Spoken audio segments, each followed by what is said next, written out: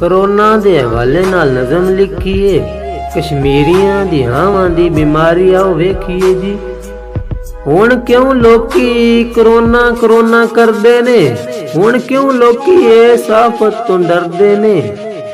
ये कोई बीमारी नहीं, आफत आई हुई है, एदे विच कश्मीरियां दी हां समाई हुई है। कश्मीरियां दी हावां नाले बीमारियां आईयां ने, ताई ते दुनिया दी कुल गलियां करफ्यू विच समाईयां ने। हुण पता लगा है करफ्यू किनू आंदे ने, भुखे बच्चे घर विच जदों सदावां लांदे ने। ओए हुण पता लगा कश्मीरियां दे केड़े केड़े गम ने, क्यों हर वेले रहांदियां मासूमां दी अखियां नम ने। ते कश्मीरी विचारे ते अज भी करफ्यू विच सड़दे पे ने, जालमां दे जुल्मां विच बेगुनाह मरदे पे ने।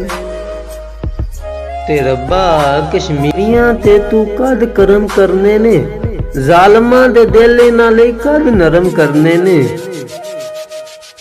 अखियां भी रो रो के रब्बा तेनू हाल सुनांदियां ने, कश्मीरियां दी आजादी लई तेरे अगे अर्ज़ां पाउंदियां ने। ते मुजाहिद दी अखियां में तेरे अगे नीर वहाउंदियां ने। मजलूमां दी आजादी लई रब्बा तेनू हाड़े पाउंदियां ने।